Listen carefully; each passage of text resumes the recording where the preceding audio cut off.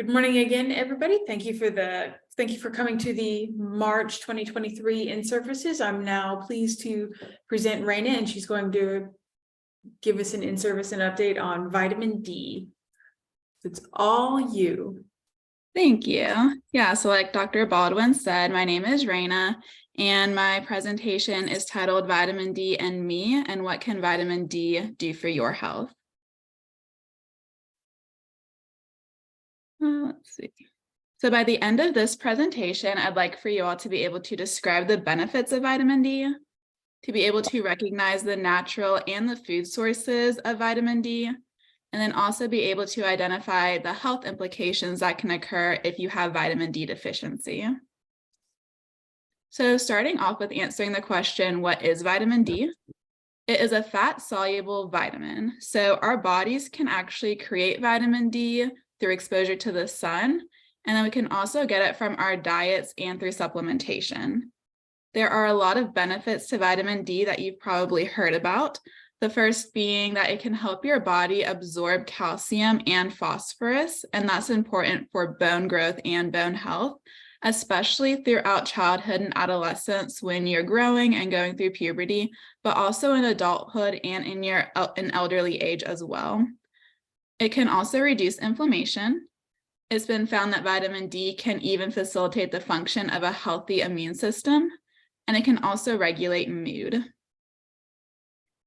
As for the sources of vitamin D, there are several.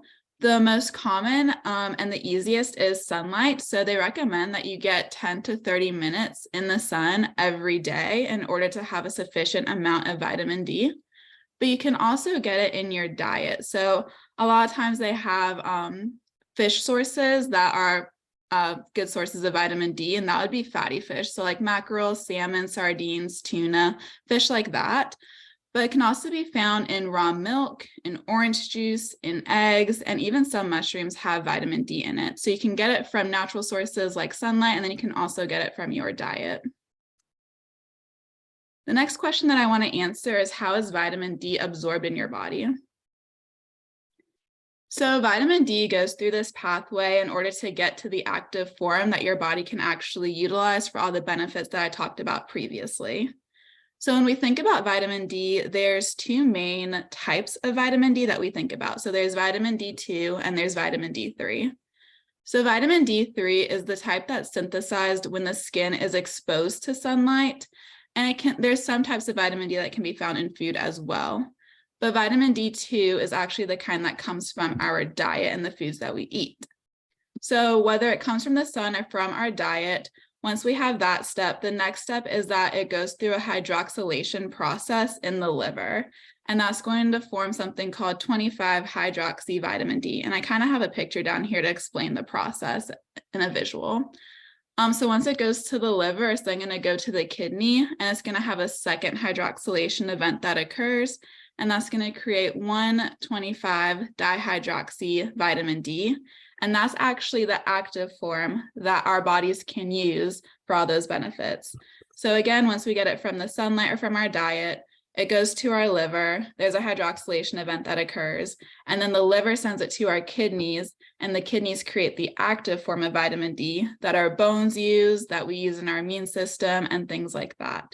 So that's why it's really important that we have a healthy liver and healthy kidneys that function properly so that we can utilize vitamin D to its fullest potential. So once it is synthesized to the active form, what is our body going to do with vitamin D? So there are several things, and these are just a few that I want to touch on that we commonly think about.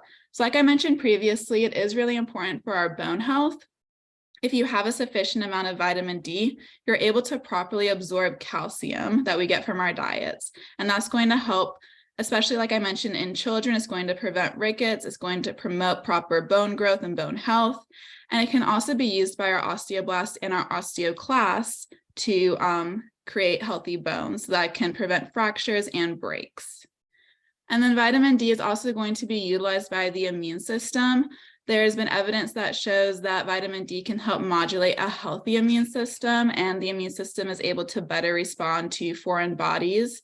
So if you have a good amount of vitamin D, you should have a healthy immune system. And they talked about it a lot with COVID-19, how if you're vitamin D deficient, you might be more susceptible to developing COVID-19. So that's something interesting that I also found as well.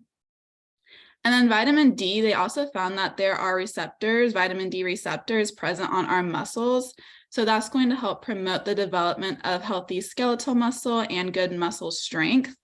And there's actually, if you are deficient in vitamin D, one of the symptoms of that is muscle cramps. So that kind of explains it, that there are vitamin D receptors present on your muscles, and your muscles are utilizing vitamin D for their strength and for good muscle development. So now I want to talk about vitamin D deficiency, the causes and symptoms, and what we can do. So as for the causes of vitamin D deficiency, there are several, and some that we might not even think about. So the first cause would just simply be not getting enough in your diet or not getting exposed to direct sunlight enough. The next would be that if you are getting enough in your diet, or that you are getting enough direct sunlight, but your body is just not absorbing it properly, and that can be for several different reasons. It can be from medications, it can be from other disease states that you have, and I'll get into that in just a little bit. Like I mentioned previously, it's important to have a healthy and functioning kidney and liver in order to synthesize the active form of vitamin D. So if you have any sort of kidney or liver dysfunction, that can impair the amount of vitamin D you're actually absorbing. And then, like I mentioned, medications like steroids and laxatives can actually impair the absorption of vitamin D in your gut. So if you're taking those chronically or long-term, that can lead to vitamin D deficiency. Moving on to the signs of vitamin D deficiency, keep in mind that these are non-specific. So there's things like mood changes, bone loss or bone fragility, muscle cramps, bone and joint pain, and fatigue. But these are things that you wouldn't necessarily think about, oh, I might be vitamin D deficient if you're feeling fatigued. That can point to a lot of different things. So that's why it's important to go to your doctor if you are experiencing any of these symptoms chronically, because they aren't very specific and it can be any number of things. But like how I mentioned that vitamin D can regulate mood, that makes sense why if you're deficient in it, it can lead to mood changes. Or that vitamin D is good for your bone health, why if you're deficient in it, it can lead to fragile bones and bone pain. So those are some signs you can look for. And I also wanted to mention at-risk groups of developing vitamin D deficiency. So older adults can be more at risk of developing vitamin D deficiency, and that is because as we get older and as we age, our skin is just not as able to efficiently synthesize vitamin D. We're still absorbing it, but it's just not as efficiently synthesized as when we are younger. Also, people that just have a limited amount of sun exposure, maybe they're just inside all day or have an office job and they're just not getting direct sunlight during the prime hours of the day, they can be more at risk of developing vitamin D deficiency. It's also shown that people with obesity and have a BMI greater than 30 are also at an increased risk of developing vitamin D deficiency because there's not as much in their serum or in their blood. And then also certain health conditions, so like cystic fibrosis, ulcerative colitis, Crohn's disease, those are conditions where you either have a lot of mucus buildup in your gut, or there's just a lot of scar tissue in your gut, so you're not able to absorb vitamin D in your gut as efficiently as somebody without those conditions. Also, people with those conditions like cystic fibrosis and ulcerative colitis, their diet is very modified, so they might not be able to get vitamin D from their diet like someone who does not have those conditions. So those are groups that are also at risk of having vitamin D deficiency and need to take extra care in order to have a good amount of vitamin D in their system. So how is vitamin D deficiency diagnosed? It is typically diagnosed through a blood draw or a lab test, and they want to see levels that are greater than 30. So this is something that's really just done in your primary care office. You can ask your PCP for a blood draw like this to test how much vitamin D is in your blood. But again, they want to see levels that are greater than 30. They have it broken down on this table that I have right here on the slide.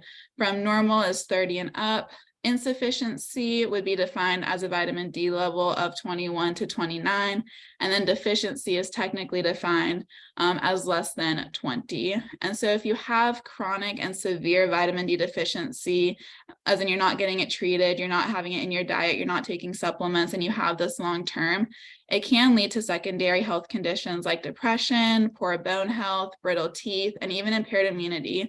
So if you don't have enough vitamin D, it can lead to other conditions.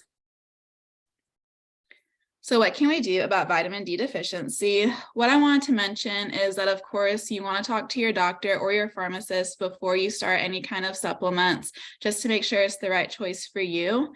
And then you also want to start with what we call non-farm treatment options first. So getting that direct sunlight for 10 to 30 minutes a day, or trying to incorporate more milk or fatty fish, eggs, and things like that into your diet to see if that can help get you to appropriate vitamin D levels before starting any sort of supplements. And of course, like I mentioned, you want to talk to your doctor or pharmacist first. But if you do decide to take supplements or your doctor says it's the right choice for you, according to the National Institute of Health, they do recommend a daily dose of vitamin D based on your age group, which is something that I learned from this presentation. They actually recommend that if you're an older adult or you're 70 years or older, they recommend more vitamin D than if you are younger or less than 70. So if you're less than 70 years old, they recommend a daily vitamin D intake of 600 international units a day. Whereas if you're 70 years or older, they actually recommend 800 international units daily. And that is because as we get older, our bones are more susceptible to breaking and fracture. So they want to make sure that you are getting more vitamin D than a younger population would. Like I mentioned in the beginning of this presentation, vitamin D is a fat-soluble vitamin. So that's why it's important that you want to take it with a fatty meal or just with food, take it with your breakfast or with your lunch, things like that. And that's also going to not only help with the absorption of vitamin D, but prevent any kind of adverse effects that you can have with vitamin D supplementations, like an upset stomach. Too much vitamin D, too much of a good thing, as we know, can lead to toxicity. So that's why it's important that you want to stick to the daily doses that are recommended by your doctor or are recommended by what's on the bottle or the National Institute of Health, because too much can lead to toxicity. So like I mentioned earlier, vitamin D does help you absorb calcium, but with more vitamin D, that means more calcium that you're absorbing. So that can lead to high levels of calcium in your blood, or what they call hypercalcemia. That hypercalcemia can lead to the formation of calcium stones, and your kidney is going to be what's excreting or eliminating these calcium stones, and those stones can cause scar tissue or damage to your kidneys, leading to kidney injury. And we're just kind of back to square one where we can't, if we have kidney injury, we're not able to absorb vitamin D as efficiently. So that's why it's important to stick to the recommended daily dosing. Just to summarize everything that I talked about in this presentation, vitamin D, of course, is essential for our bone health, for maintaining a healthy immune system, for regulating our mood, is essential for our daily life and for our good health.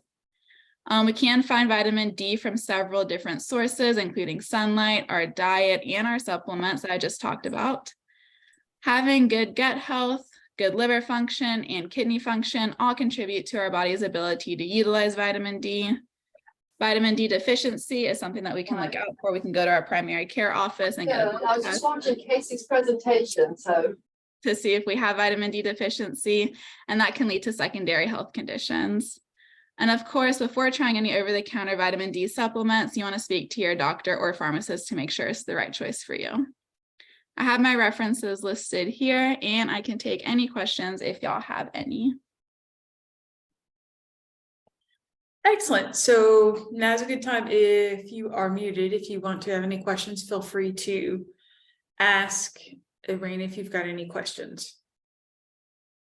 what's the better source for vitamin D? Through food or sunshine? So that's a good question. So the question was, what's a better source of vitamin D, through food or through sunlight?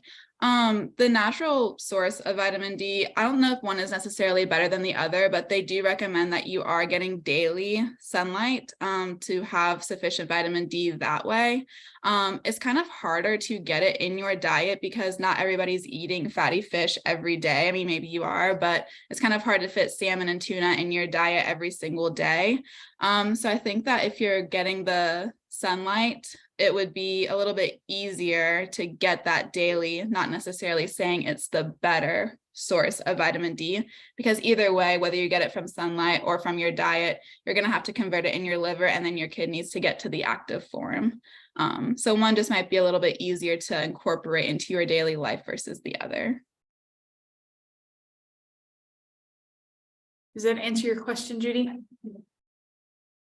Yes, thank you. Excellent. Does anyone else have any other questions for Raina?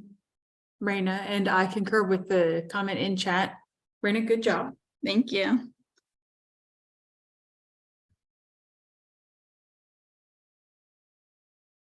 All right, hearing no more. Thank you.